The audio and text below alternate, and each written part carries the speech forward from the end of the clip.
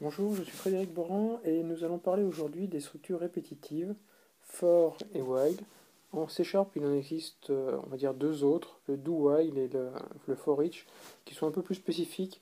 Donc ça, on aura l'occasion de les faire en exercice ou dans les différentes vidéos donc, qui suivent cette présentation, mais les deux boucles majeures, les deux structures majeures sont le for et le while. L'idée, en fait, est simple, c'est comment faire pour répéter x fois un traitement. La solution basique consiste à l'écrire plusieurs fois. Le problème, c'est que parfois, vous verrez, vous ne savez pas combien de fois vous devrez écrire le traitement. Donc l'idée qui consiste à dire je vais le coder autant de fois que nécessaire ne peut pas convenir. La boucle que l'on va déjà voir, la première, c'est la boucle for. Alors la boucle for, c'est quelque chose de très simple, de très très basique. L'idée étant de dire j'ai un traitement, je l'exécute, et quand j'ai fini d'exécuter, j'ai un compteur qui va me servir à éventuellement reboucler. Donc là, je vais mettre x fois. Par exemple, hein, vous avez ici un traitement, alors je ne sais pas moi, on va afficher bonjour. On affiche bonjour et on va faire ça x fois. Donc par exemple, on va dire que j'ai besoin d'afficher bonjour, je sais pas, 5 fois. Donc soit vous partez sur 5 ordres bonjour, bonjour, bonjour, bonjour, bonjour, soit vous connaissez la structure et vous dites tu vas me faire 5 fois l'affichage de bonjour. Ça, donc c'est la structure for qui permet de le faire. Donc je ne vais pas vous détailler toute la syntaxe parce qu'il y a quelques petites subtilités, mais l'idée en fait ça va être de dire que vous avez un compteur i par exemple, qui sera très souvent déclaré comme ça, et vous allez faire un for i égale 1 par exemple. Donc je répète, hein, ici l'idée c'est absolument pas de regarder comment on fonctionne le for. Voilà, vous allez faire cette écriture là, et après vous allez faire, à la limite on peut mettre les accolades, console.writeline, etc. Voilà, donc j'écris pas l'ordre, ça vous le connaissez.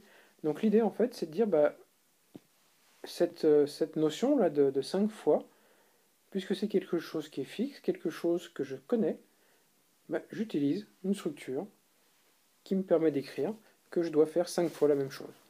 Donc ça, je le répète, hein, le for, il a une écriture un peu spécifique, c'est pas fait 5, on n'écrit pas 5 fois et puis accolade ouvrante fermante, c'est une écriture un peu compliquée, mais un peu spécifique, donc ça vous la verrez dans les vidéos, dans la vidéo suivante. Simplement retenez que le for est très utile, très performant, uniquement si vous savez combien de fois vous devez faire votre traitement. C'est le seul cas où potentiellement en fait vous pourriez vous passer du for et écrire autant de fois que nécessaire. Alors là, c'est pas tout à fait vrai parce qu'on peut très bien imaginer que cette barrière du 5 là, d'accord, qui est là, ça peut être très bien une saisie. Et si c'est une saisie, dans ces cas-là, on ne pourra pas dans le code écrire autant de fois qu'on veut parce qu'on ne sait pas avant de déclencher le for, ce qu'on a saisi dans la variable. L'ordinateur, lui, par contre, le connaîtra et saura combien de fois il doit boucler. Donc voilà, donc c'est le for qui est la version la plus simple. La seule contrainte du for, c'est que ça, là, ce qui est en bleu, là, ce que je suis en train d'encadrer, soit connu, soit de manière constante à l'écriture du code, soit au moment avant de déclencher le for. Si vous ne connaissez pas ce nombre maximum de fois où vous devez faire le traitement, la boucle for n'est pas pour vous, et dans ces cas-là, il va falloir passer avec une autre structure qui n'a rien à voir, qui est la boucle while. La boucle while, en fait, c'est le tant que.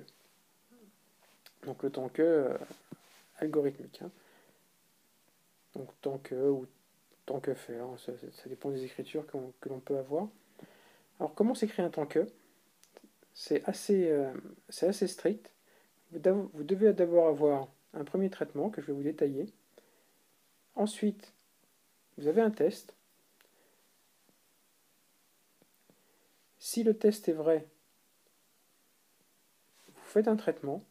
Et quand ce traitement est fait, vous revenez ici. C'est-à-dire vous allez retester votre condition. Et quand votre test deviendra faux, à ce moment-là, vous continuerez votre programme. C'est-à-dire vous allez arrêter votre boucle. Alors, ça, c'est quelque chose de très très systématique qu'il faut tout le temps faire. Ici, le premier traitement, ce sera l'initialisation de la condition que vous allez tester. D'accord? Et donc là, dans le test, vous allez faire votre traitement, sachant que le traitement, donc là, j'ai pas trop la place pour l'écrire, doit être susceptible de modifier l'évaluation du test. Si vous avez un traitement ici, là, hein, qui ne modifie pas potentiellement, qui ne modifie jamais l'évaluation du test, vous allez tourner complètement et vous allez rester en fait dans une boucle infinie. Comment ça s'écrit? C'est très simple. En C#, c'est while, la condition. Voilà, vous voyez qu'on peut guère faire plus simple. Alors, un exemple tout bête. On va partir par exemple sur quelque chose d'assez facile à comprendre. Hein. On va prendre un traitement avec un i. Est-ce que i est égal à 3? Si c'est oui, on va faire un petit traitement, on verra. Sachant qu'au départ, on va initialiser i à 3. Donc ça, comment on va l'écrire? On va dire que i est égal à 3. Tant que i est égal à 3, je vais faire, je sais pas moi, je vais faire un console.readline,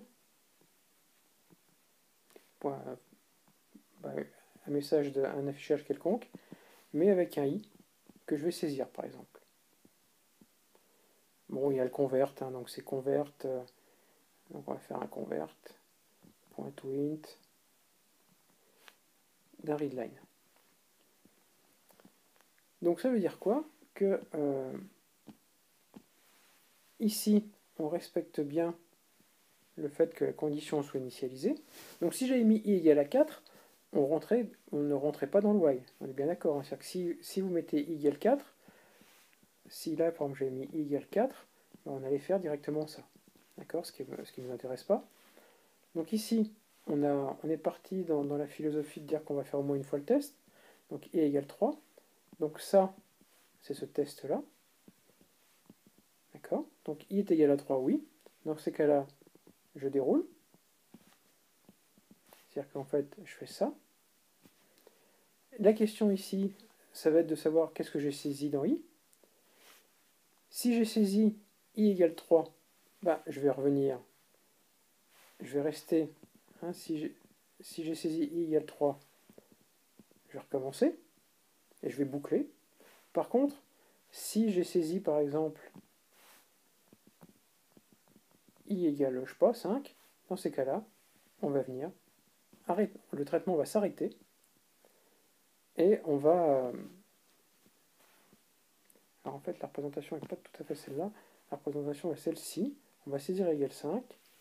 On va venir tester. Et comme le test sera faux, on va venir ici. Voilà, donc j'espère que là, c'est un peu embrouillé au niveau du schéma, mais c'est exactement ça. Donc là, en fait, on est dans le non. Donc là, si on saisit un i, donc ici, là, hein, on est là. Là, quand vous saisissez votre i ici, si i égale 3, vous revenez sur le while. De toute façon, ici, systématiquement, là, hein, quand vous êtes sur cette accolade fermante, systématiquement, vous remontez sur le while. Donc, si c'est une accolade fermante, vous remontez sur le while, vous évaluez le test, vous évaluez votre condition. Si on a saisi i égale 3, c'est ma flèche en vert, on recommence notre traitement. Par contre, si on a saisi i égale 5, hein, c'est le cas que je vous ai fait en bleu, dans ces cas-là, on va évaluer le test toujours, mais lui n'est plus égal à 3. Donc, on part du côté non, et on vient exécuter le traitement qui est après l'accolade fermante. Donc voilà comment fonctionne le while. En français, c'est facile, hein, c'est tant que i égale 3, tu fais ce qui est entre accolades, et quand i va être différent de 3, lorsque i va prendre une valeur différente de 3, tu arrêtes le traitement, tu arrêtes ta boucle.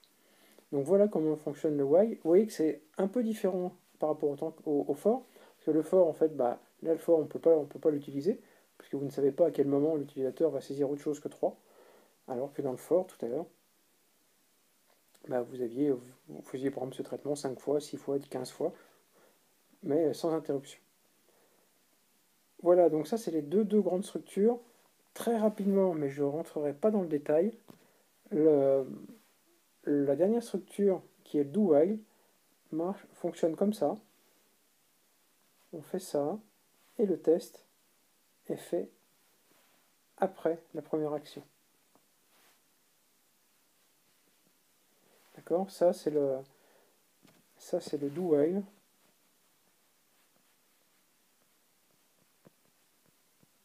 En fait, pour les gens qui aiment bien l'algo, c'est du répété. La différence entre le répété et le while, c'est que le test est fait ici. Donc ça, l'action qui est là, elle est faite une fois minimum.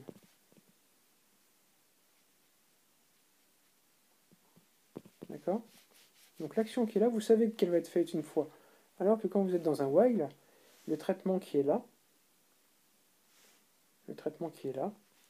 peut n'être fait, peut n'être pas fait. Tout simplement parce que ici, si j'ai saisi i égale 4, et là c'est ma voie qui est en rouge, hein, on part directement sur la branche non, et on n'exécute rien. Et donc le traitement qui est au milieu, là, ne sera pas effectué. C'est la seule différence que vous avez entre un tank et un répété. Le tank, potentiellement, ce que vous voulez répéter peut ne jamais être effectué, alors que sur un répété, l'instruction ou les instructions que vous voulez effectuer le seront au moins une fois. Donc le répéter est très bien dans certains cas, c'est une catastrophe dans d'autres, et inversement. Personnellement, vous verrez, moi j'utilise très très souvent le tank, mais bon, c'est plus des habitudes de programmation là aussi. Voilà, je vous remercie.